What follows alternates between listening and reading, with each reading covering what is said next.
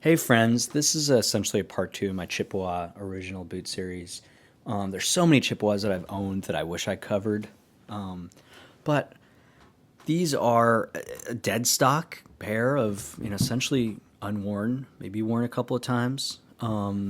Chippewa service boots in what might be a Color 8 Horween Chrome XL.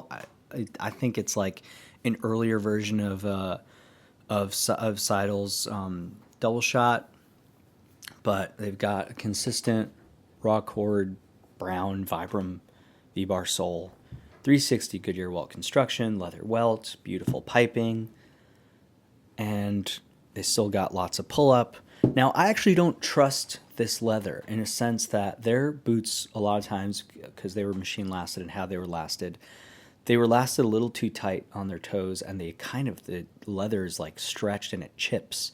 You'll see Chippewa. Yeah, that's something you see a lot, or I've seen at least. The clicking was always like, all right, that's not bad actually. If that all of that should go here, so the clicking actually isn't terrible on these. All antique brass eyelets, flat waxed laces. This is a beautiful boot. This is a special boot. This is could be somebody's only boot, and they would be really happy and they would last them a decade, and if they got resold, etc. This is like, it's so important to remember to not, now I'm looking at like freaking Lofgren, their service boots are so beautiful, and you get up to like, okay, $1,000 for a boot starts, still be like, well, maybe. It's important to remember like you're kind of like factory made Midwestern American service boot is like more than enough in so many ways. I mean, this boot just looks great. It'll function great. Even if this starts chipping, like, and kind of Danners do a similar thing. Just whatever structured toe they have in it. Yeah. It's still just like will do everything you want, almost everything you want a boot to do. These obviously aren't the most finely made boots, but they're beautiful. They're great. This is a great boot. This is a great boot, and Chippewa has an interesting history. It would be so cool if they brought the original line back. There's talk that they might, but they have like some echoes of what they once were, and they're just imported. And you can still find them for like $100 on Sierra. They've got their pipeline straight to Sierra Trading Post for a discount, so you can still get a decently made service boot that has the echoes of a Midwestern American service boot for $100. I don't think that's your best bang for your buck. I'd rather get Jim Green's or Urban Wolf Club out of Mexico for $150, even though I just got a boot from them that I was quite unhappy with, but they're still a great value. But there's something about scouring the internet now, where we stand today when this video comes out, 2025, early 2025, about scouring eBay for, in your size, finding an amazing Chippewa boot that was made with an interesting leather, with an interesting design that, for whatever reason, wasn't worn a ton, or is, like in this case, is dead stock, basically. This is, new condition. There's something so cool about finding a boot like that and then actually, putting it to use, wearing it, letting it live out its potential. I'm not the biggest burgundy boot guy, the Color 8. I've got a pair of Wesco boots and similar leather. This is like, again, if you took away my obsession, neurosis, addiction, whatever you want to call it, to boots, and you went, here's a boot, I would be thrilled with these. I'd be so happy with these, and they would last me a very long time, and I'd be really impressed with them. I'd go, wow, this boot is just like, without even understanding anything about boot construction, I would go, this is a really high quality boot. It's heavy, it's hefty. And then there's something about Chippewa service boot lasts that I really, really like. It's sort of somewhere between, it's like a calmer version of a Red Wing Beckman, not Beckman, Blacksmith.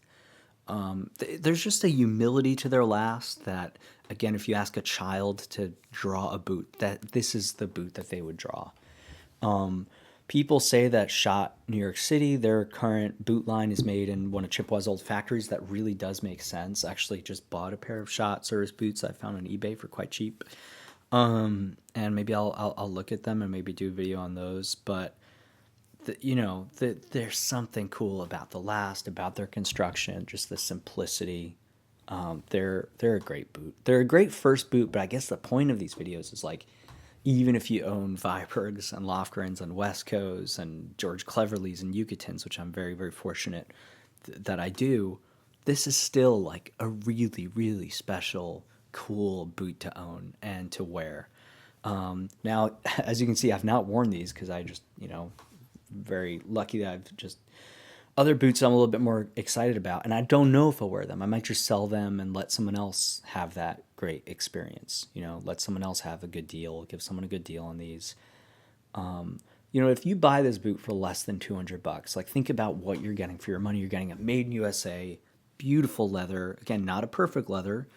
They're factory made. They're machine lasted, machine welted, but it's a leather welt. You've got a Vibram sole. Like, I remember a time when all I wanted from a boot was Goodyear welted and Vibram, and like a nice like a Horween leather, like a leather from not just a random tannery. Like, that was my goal. I was like, one day if I could own boots that are like that have a Horween leather, that'd be really cool. And like the fact that we have become like overly obsessed with how it's made, the internal components, and like, I love Rosanville more than anybody else. Like, I actually talked to Wes in a bit, and he's just the sweetest guy. He's like, I think he's a treasure. We're lucky to have him, and it's so great that he's so successful. And there's something and he actually cut he cut these boots in half for a very similar Chippewa boot.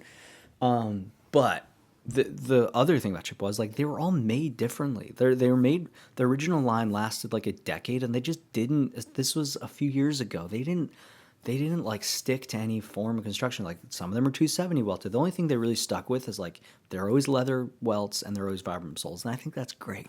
Like, that's enough. So yeah, if these boots were going to therapy, I'd be like, hey buddy, you're enough. You're perfect as you are. You don't have to be anything you're not. But part of that is because of how they're priced now. If the original line was still happening and they were priced at $350, it'd be one of those where it's like, it's a little too expensive. But how sick would it be if they started their original line and like kind of learned from all their mistakes and just came back and just did it really, like if they were putting their engineer boots out for $350, like that would be the best value. You're getting a made in USA engineer boot with a Vibram sole. And that's what Schott is doing. Like, you get Schott engineer boots for $300, and they're made in USA with beautiful leather and like nice outsoles. Now they just have these one piece outsoles. There's no heel, so to speak. There's certainly no leather heel stack, but you can rebuild them or just wear them as they are and appreciate them for what they are.